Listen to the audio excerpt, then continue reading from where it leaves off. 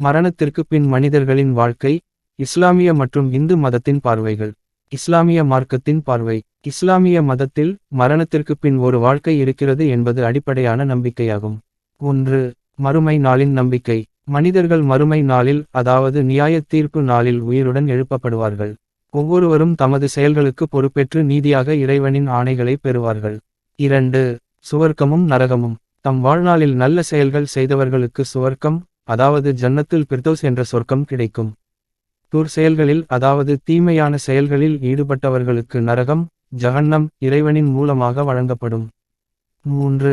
இடைநிலை வாழ்க்கை, பர்சக். மரணத்திற்கு பின்பும் மறுமை நாள் வரையிலும் இருக்கும் ஒரு இடைநிலை வாழ்க்கையை, அதாவது அதனை பர்சக் என்று அழைப்பார்கள், அவையும் இருக்கும்.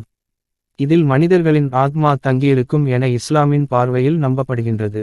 இந்து மதத்தின் பார்வை. இந்து மதத்தில் மரணத்திற்கு பின் வாழ்க்கை மனிதர்களின் வாழ்க்கை பல